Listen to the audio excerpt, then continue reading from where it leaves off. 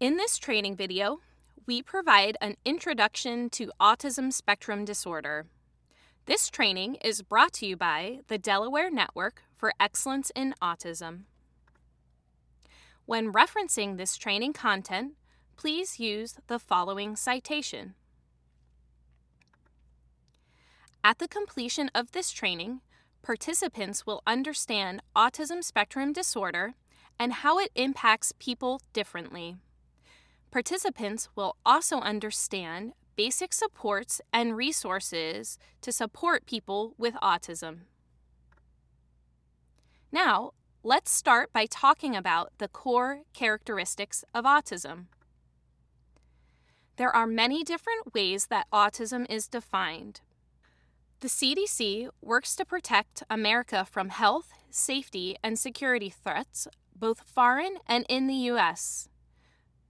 Whether diseases start at home or abroad, are chronic or acute, curable or preventable, human error or deliberate attack, the CDC fights disease and supports communities and citizens to do the same. The CDC defines autism as a group of behaviors indicating social, communicative, and behavioral impairment or abnormalities.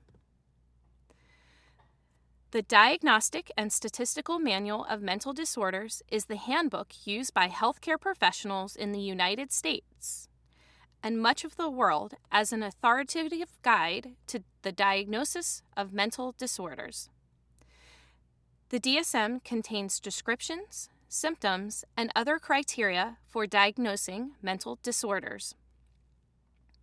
To meet the diagnostic criteria for ASD according to the DSM, a child must have persistent deficits in each of 3 areas of social communication and interaction, plus at least 2 to 4 types of restrictive, repetitive behaviors.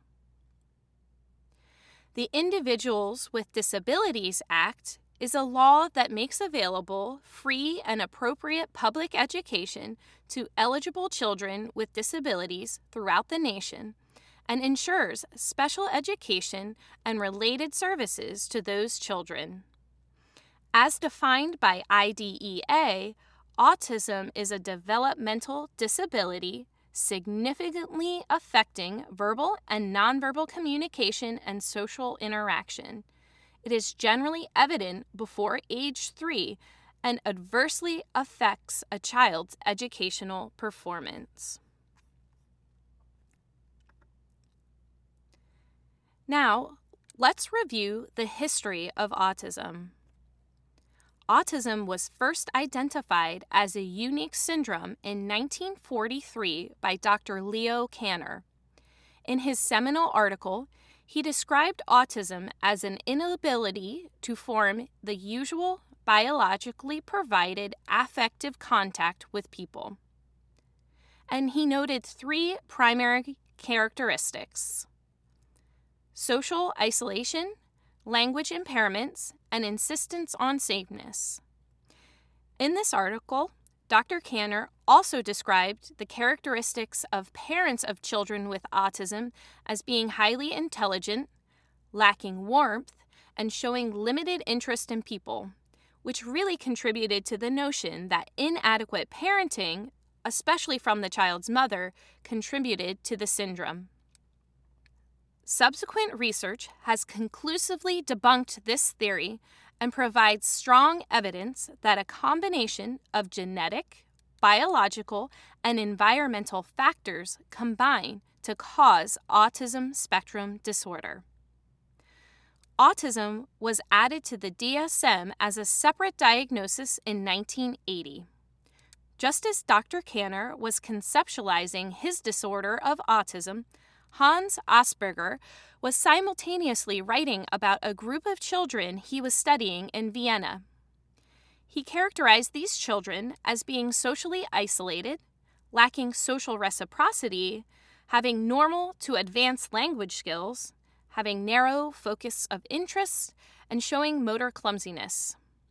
This syndrome was coined Asperger's syndrome and was finally added to the DSM in 1994. Over time, research showed there was no clear, consensus among clinical experts as to whether a child met the diagnostic criteria for autism, Asperger's syndrome, or a milder catch-all diagnosis, pervasive developmental disorder not otherwise specified, or PDD-NOS. The characterization of autism spectrum disorder underwent significant changes in the development of the DSM-5. It was determined that these formerly distinct disorders in fact represented different disability levels of the same core disorder. And today's individuals with all of these various presentations are captured under the diagnosis of autism spectrum disorder. Information from the CDC states that there are certain factors that may increase the likelihood of autism and include environmental, biological, and genetic. Autism is reported in all racial and ethnic and socioeconomic groups. Autism is about 4 times more common in males than females. Among individuals, the core characteristics of autism range in scope and severity. With identical twins, when one has autism, the other may be affected about 36 to 95%. Meanwhile, for non-identical twins, when one has autism, the other may be affected 0 to 31%. According to the CDC, the current autism prevalence rate is 1 in every 44 children. As mentioned, autism is 4 times more common in boys than girls. We don't know what is causing the increase in prevalence, but it could be due to changes in how children are identified, diagnosed, and served in their communities, as well as continued reductions in racial and socioeconomic disparities. Dr. Stephen Shore said, "If you've met one person with autism, you've met one person with autism." This quote emphasizes that there is great diversity within the autism spectrum. While commonalities of people on the autism spectrum include differences in communication, social interaction, sensory receptivity, and highly focused interests, it's important to understand that the constellation of these characteristics blend together differently for each individual. This is why some people on the autism spectrum are good at mathematics, while others may be good in arts, sports, or writing, just like the rest of humanity. Autism is an extension of diversity found in the human gene pool. In this video, you will hear from George, a 9-year-old with autism. He created and shared this video with his 4th grade class. Hi everybody, my name is George. Sometimes I go by Geo, or when I'm laying down fat beats, you can call me DJ Joyo. In fact, all the music you hear in this video was written and performed by me using a computer software called Logic Pro X. Let me tell you a little about myself. I have fun dancing. I have fun making music.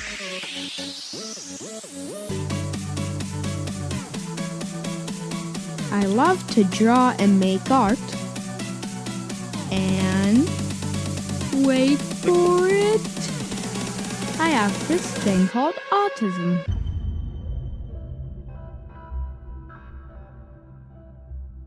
I didn't speak until I was almost 3 years old. In fact, my parents weren't sure if I would ever speak at all. And we all know how that turned out. Hi, this is Geometry George here, or Geo for short, and we're going to talk all about quadrilaterals and how they're all around us. Most of the time, I can make eye contact with you when you speak to me. That wasn't always the case.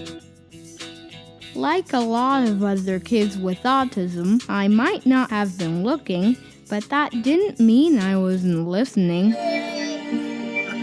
Speaking of listening, I can hear and see a lot of things and sounds all at the same time, which sometimes makes it hard to focus on any one sound or thought.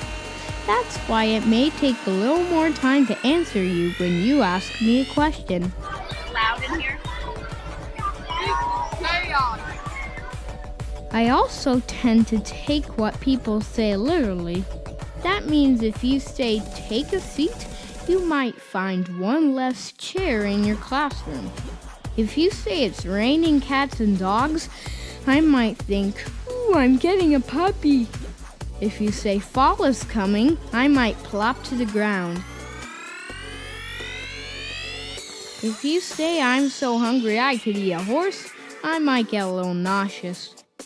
If you say play music by ear, I might easily bang my head on a piano. And if you say keep your eyes peeled, that's just gross.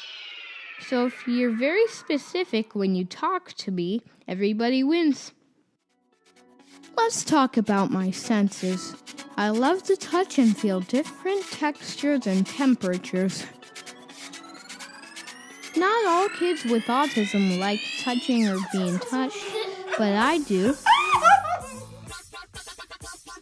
I don't like yogurt. I don't think that has anything to do with my autism, but the fact that I can smell it from across the room, yeah, that probably does. I'm extremely enthusiastic about a lot of different things.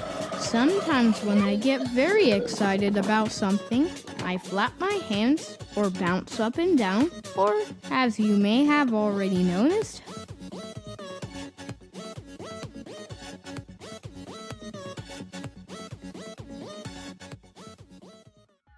I sometimes get frustrated when I get interrupted or when something doesn't go as planned.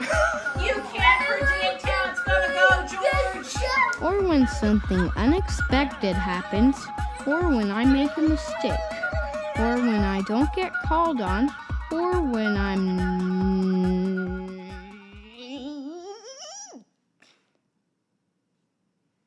Keep going. But I messed up. I know, that's okay. Keep going. Or when I don't get a turn. Those last two are just kid things to be frustrated about, and I'm a kid just like you. 'Cause all us kids are different in our own ways, right? Sometimes I get so frustrated that I get more upset than most people would. For longer than most people should. I might get too loud, or I might scream! Okay. Okay. Don't look down. I love you. Don't be afraid to come ask me about it. No, seriously, it's okay. Just come ask me about it. I like having fun, just like you. So if you ever see me playing by myself, it doesn't necessarily mean that I don't want to play with you too. I always want to play with you. I like the same stuff you do. I think farts are hilarious, but not all the time. I like Harry Potter, Leviosa. My Singing Monsters, Minecraft, and tacos. Thank you for hearing all about me and my adventures with autism.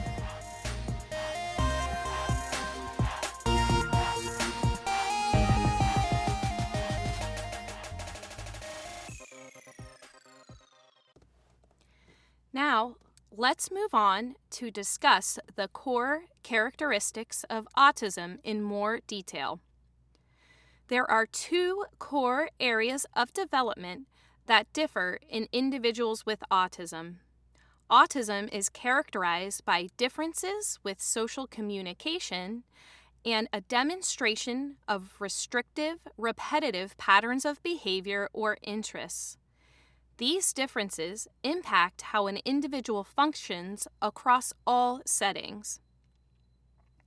Differences in social communication and social interactions can manifest in a variety of ways and to varying degrees, including limited or absent speech, trouble comprehending others' emotions or nonverbal communication, or difficulty maintaining a back and forth dialogue. Restricted interests and repetitive behaviors also arise in a variety of ways. Children with autism may play with toys in a manner that is different than their intended use. This may include sorting them by size or color, lining things up, or focusing on unique characteristics. Additionally, they may have uncommon interests in items that are not typically of interest to children, such as dishwashers, pencils, or state flags. Individuals with autism may adhere to rigid behavioral routines, such as a strict bedtime ritual, in which everything must be done in the same order every day. For example, they may brush their teeth first with a blue toothbrush, then put on their pajama pants, followed by a gray sleep shirt, then read Goodnight Moon. Individuals with autism exhibit these characteristics in a variety of ways and to varying degrees. Let's start by reviewing differences in social communication and interactions. Some social interaction needs are related to peer relationships with difficulties maintaining and initiating conversations or taking turns in conversations. Many autistic people struggle with joint attention or the ability to share focus on an object or area with another person. This also includes following someone else's gaze or pointing finger to look at something. We see difficulties with emotional reciprocity as well as initiating, maintaining, or responding to communication attempts. We also see difficulties with staying on topic and understanding others' points of view. Understanding nonverbal gestures such as hand signals, nods, and facial expressions can also be difficult. During social interactions, people with autism may make too much or too little eye contact. However, it is a common misconception that people with autism do not want friends. That is untrue. Autistic people desire friendships, but do not always understand or demonstrate the same social skills as their peers in order to make and maintain friendships. Some areas of communication skills can be related to language development slowing or not progressing. A child with autism will often not reach developmental milestones related to communication. Echolalia is the repetitive repeating of words or phrases, such as repeating a question instead of answering it, or excessively reciting from movies, cartoons, or commercials. Expressive communication, or the time it takes to put thoughts into words, may also be affected. Individuals can use a variety of communication methods.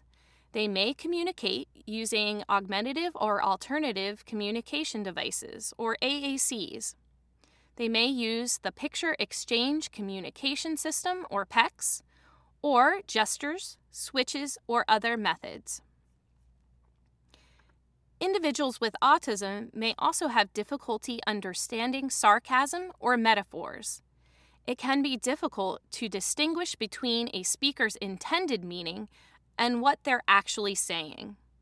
Telling someone to take a seat, for example, could be interpreted to pick up the chair. Examples of social pragmatic communication disorder may include difficulty understanding gestures, facial expressions, and implied meaning. individuals may have difficulty understanding wit, sarcasm, and humor. For example, if you say, crack the window a bit, pat yourself on the back, or sign on the X, they may take all of these things in a literal way. In addition, they may struggle with semantics, which includes literal grammatical interpretation. They may also have difficulty understanding pragmatics, which is the contextual use of language in conversation and social exchanges. Echolalia is one of autism's defining characteristics. With children who speak, it is often among the first identifications to the parents that something may be different. Instead of responding or initiating with the child's own language, the child echoes words or phrases borrowed from others. Instead of typical creative speech and language, echolalia can be its own kind of communication. Children can mimic what they have just heard someone say, or they can produce a phrase or sentence that could seem completely out of context or even nonsensical. Sometimes echolalia is immediately echoed with what has just been heard. Sometimes it can be hours, days, or months later. Children may repeat snippets from videos they've watched, announcements at school, greetings from teachers, or even select phrases from an argument parents have had at home. Anything can become an echo. Utterances children hear in moments of great excitement, pain, anxiety, or joy seem to take on a life of their own, becoming a source of echoes. It is important to consider that echolalia is a clear, legitimate attempt at functional communication. With careful listening and a bit of detective work, it can become clear what the child is communicating in their own unique way. Often, children use echoes to tell us what they're thinking, but rarely in ways that are immediately obvious.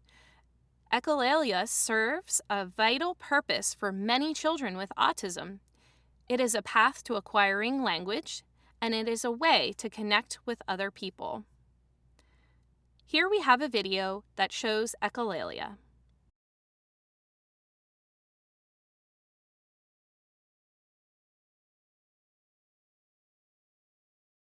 Hi, Lucas. Hello, okay. Say no, say hi, Georgia. Hi, Lola. Give me a hug. Come here. Come here. I gotta tell you something.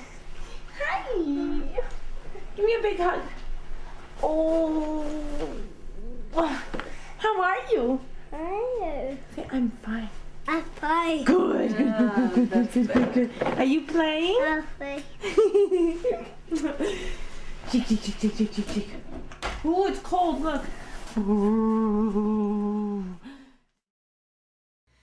The next core area we are going to talk about is restrictive, repetitive patterns of behavior, interests, or activities. This slide provides some examples of restrictive, repetitive patterns of behavior. Autistic individuals may engage in repetitive movements or self-stimulatory activities that soothe or stimulate, such as rocking, twirling, or hand flapping.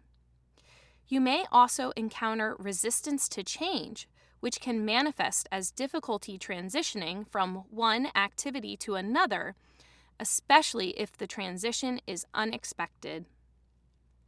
Some people may have narrow or specific interests, for example, specific bands, calendar dates, toys, or TV shows. Autistic people may also struggle to generalize or apply information learned in one setting to another. Often, there can be increased or decreased sensitivity to sensation such as touch, sound, and taste, and this may manifest as narrow eating habits, refusal to wear certain types of clothing or fabrics, or covering ears when exposed to loud noises. When a person engages in self-stimulatory behavior, These behaviors are often characterized as repetitive movements. In this video, you will see a child watching one of their favorite movies. This makes him very excited, and he participates in repetitive rocking and hand flapping.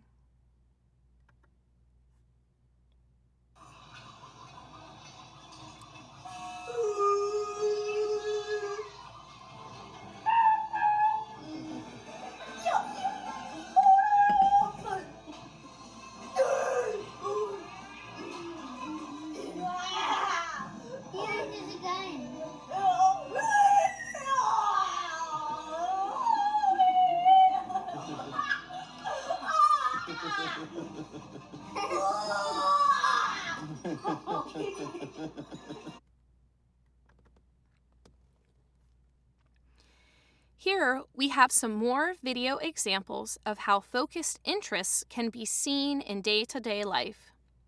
These clips show Casey's focused interest of vacuums across settings and ages.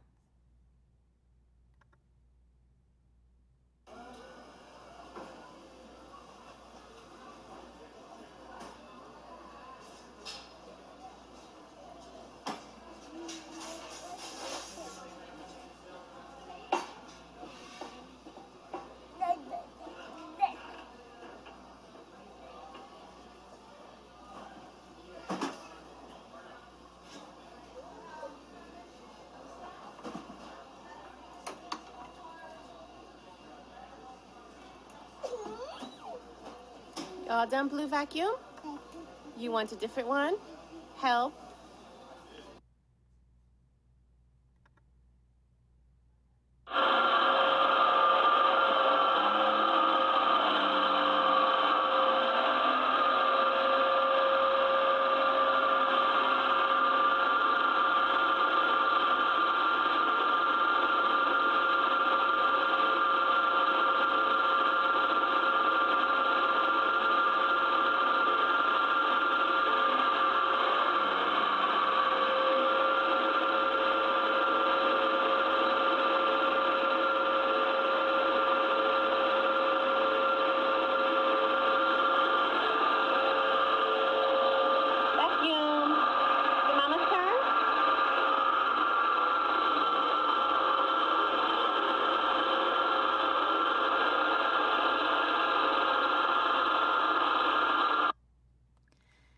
As mentioned, many people with autism find it difficult to process everyday sensory information.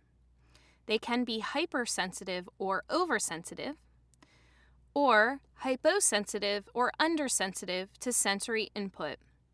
Sensory differences can affect how a person feels and acts and can have a significant impact on their life. The way a person responds to sensory experiences can change from day to day. Sensory differences at school could include bright lights or loud noises, such as children yelling at recess. A child may have difficulty paying attention because their clothing is uncomfortable. Undersensitive children may be fidgety and unable to sit still. They may seek stimulation by bumping, jumping, or crashing into other children. As this video plays, you will notice Casey is very interested in a red dancing toy. As the video progresses, you will notice another toy that is behind him. You will see that Casey does not play with either toy in a functional way. He only periodically glances at them. His interaction with the toy behind him is to turn it back on after it stops. This is an example of sensory seeking.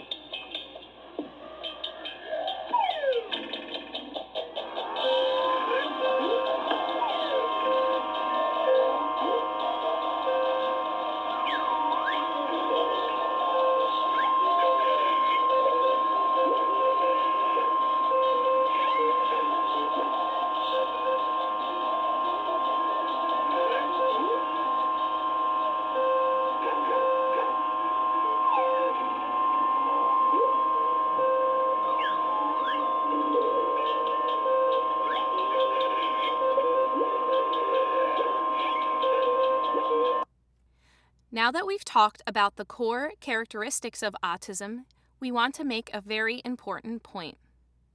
While autistic individuals may struggle with different aspects of their behavior, along with these challenges, they bring gifts and unique individuality that they could only bring because of their autism.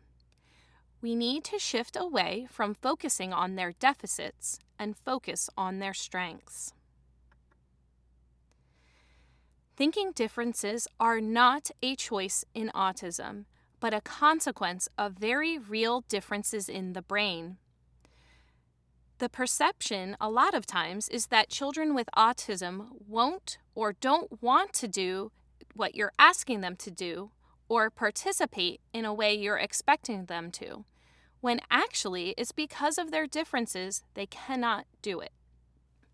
Some challenging behaviors that one might see in an individual with autism are crying, becoming angry, or laughing at inappropriate times, or responding in a way that is inconsistent with how their peers are reacting to the situation. They may use unexpected or inappropriate behavioral strategies and emotional expressions. Sometimes they may participate in the act of leaving the area. It is always important to remember that there is a reason behind every behavior. Answering these questions can help you identify the reasons for behavior. Did something happen right before the behavior that caused the behavior? Is the child attempting to communicate something to us? Did my response cause a reaction that caused the behavior to happen again? Again, there is a reason for every behavior. You might hear this referred to as the function of behavior.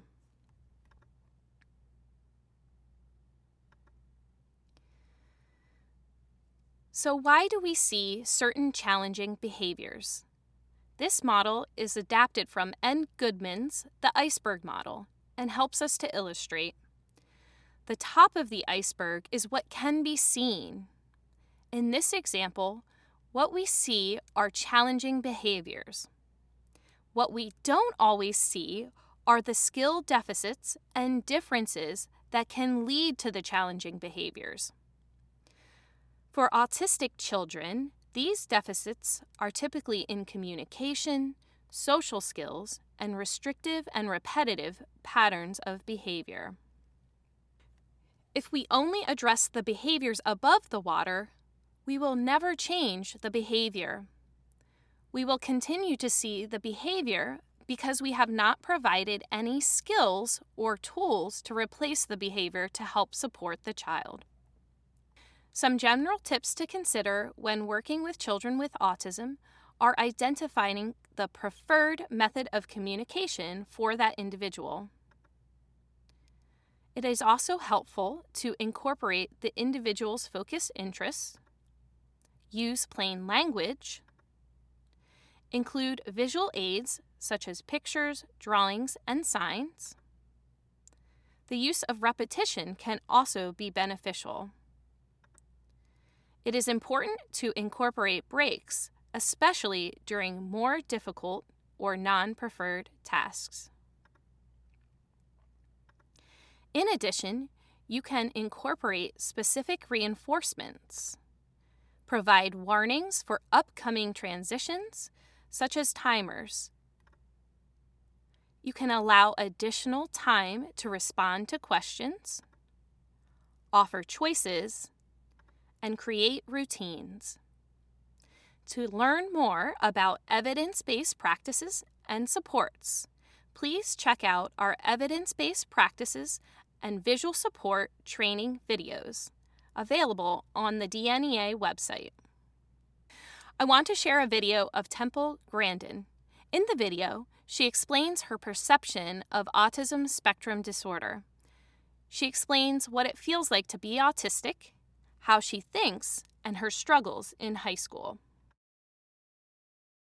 You know, you never get cured of autism. But what you do is you learn better, is you learn more and more things. Well, I didn't speak until I was 4. Now I have a BA and a master's, and I'm studying for my doctorate.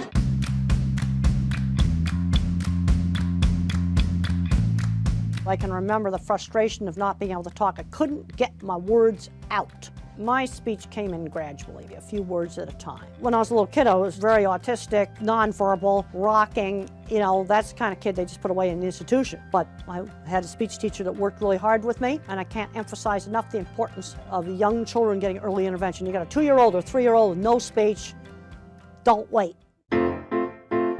High school was absolutely worst part of my life. Teasing, teasing, teasing. I got kicked out of school for throwing a book at a girl, teased me because, you know, teasing really made my life miserable. And the only places I could get away from teasing was the specialized activities. Things like horseback riding, electronics lab, model rocket club. The line was drawn in the sand. I was not allowed to become a recluse in my room. I had to get out and do things. I'm always kind of baffled at just how illogical people are in their thinking. I'm very logical in my thinking. But when I was younger, I didn't know that other people thought more in words. You see, I think in pictures. If I don't have a picture, I don't think. And my mind is very, very associative. Being a visual thinker, I tend to put things into categories. You see, autism is a very big spectrum. At one end of the spectrum, you got half the people at Silicon Valley. And then at the other end of the spectrum, you've got somebody who's very handicapped, remains nonverbal, is going to have to live in a supervised living situation. Really, really big spectrum. And you know, Einstein probably be labeled autistic today in a lot of school systems because he had no speech until age 3. I'm interested in seeing something that makes real change. I've done a lot of work that's made a lot of improvements in the livestock industry, and I think I've helped a lot of kids succeed. I want to see the kids that are like me succeed. That's the kind of stuff that makes me happy, when I see the things that I do make a difference. On this slide, we have a chart that was created by a self-advocate with autism and speaks to the idea that autism is not linear, but rather more bits and pieces of skill deficits. There are 3 dominant misconceptions about autism that feed into the concept of high functioning. For starters, contrary to popular belief, there is no linear autism spectrum. It's more of pi of multiple intersecting points. One of the main reasons that the term high-functioning autism is not used by health practitioners, therapists, researchers, or autistics themselves is because most people on the autism spectrum are often high-functioning in one area of their lives, but need more support in another, as opposed to being high-functioning or in need of more support across all 3 areas of the spectrum.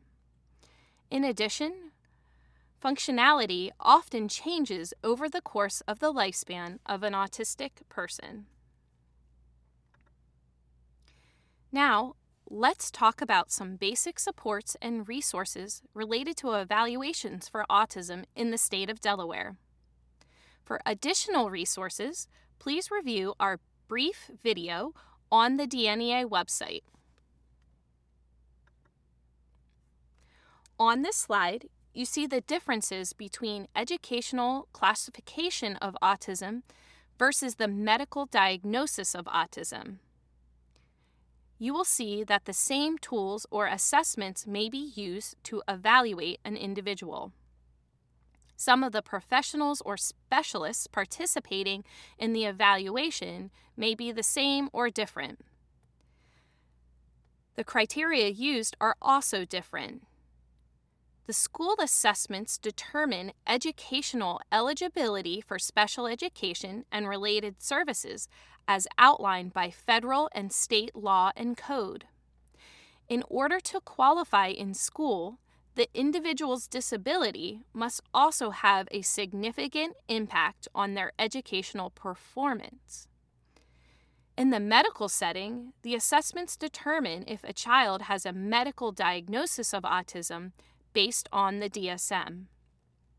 Therefore, it is important to note that a child may have a medical diagnosis of autism spectrum disorder, but not an educational classification of autism, or vice versa.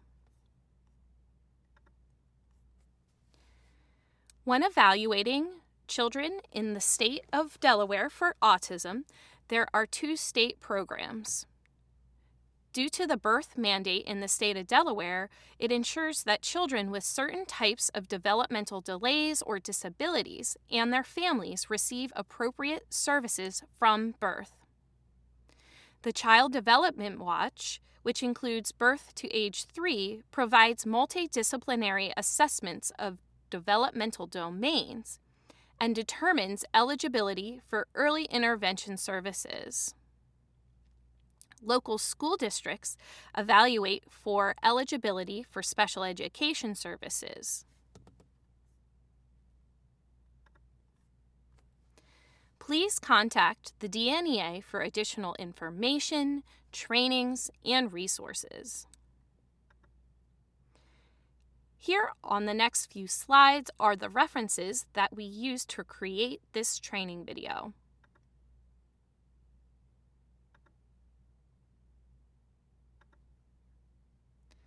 Thank you.